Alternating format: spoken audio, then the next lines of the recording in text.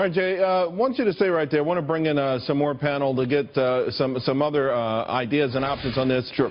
Josh Blackman joins us as well as Ford O'Connell. And Josh, I think you're concerned about the tweets, if I read this right on your Twitter timeline, about the tweets maybe hampering President Trump's case with the Supreme Court. Charles, thanks for having me back. The fact of the matter is the courts are knocking down Trump left and right. He needs to do whatever he can to help the courts out, and these tweets are not helping his policy out. These tweets are calling the courts slow and political.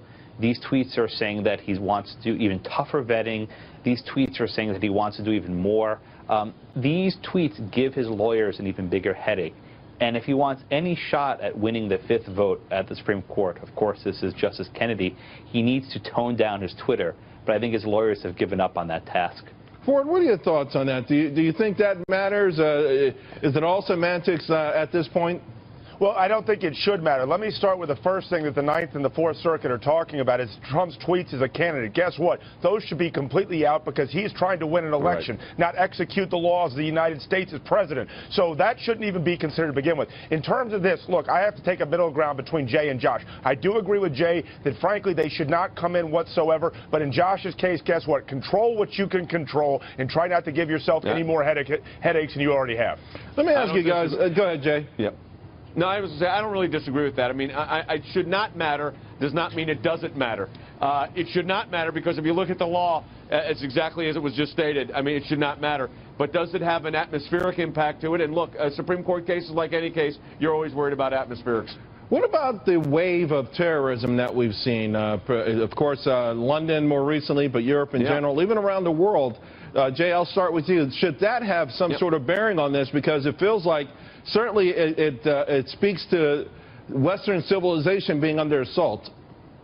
Well, look, I mean, you have to have a bona fide purpose for the executive order. That's what the courts looked at. And if you look at these attacks, and most recently the horrific attacks again this weekend in London, of course it makes it real. This is not some kind of, hypothetical we're dealing with. This is real terror happening around the world. We've had it here in the United States. Fortunately, the last few months we haven't, but in Great Britain they are having it, 3 in 10 weeks, 3 incidents. So I think at bottom here, that is part of the justification for it. Now, some will argue, well, those individuals were already British citizens, but it doesn't answer this question. And I think this is a valid question that immigration and naturalization should be able to ask anybody, including a citizen. What were you doing in Syria? Who were you meeting with?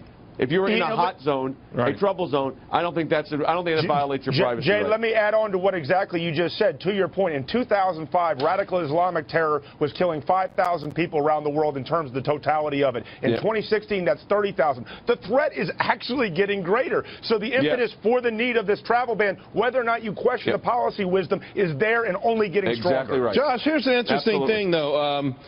In the last 2 months, refugees in America under President Trump have actually started to increase. And what I found interesting in this data, of the top 5 nations, you've got Somalia and Syria, both of them on the travel ban.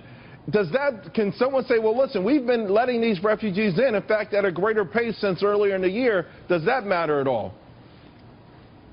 Well, I think the issue is if something actually, in fact, happens, right? One of these refugees, in fact, does commit some act of terror. That's basically Donald Trump setting up to say, hey, I told you so, and the courts hobbled me. Part of me thinks that what Trump is doing here is he probably knows he may lose here, and he's more or less setting the stage that if something bad, if some terrorist attack happens, he can then pin it on the courts.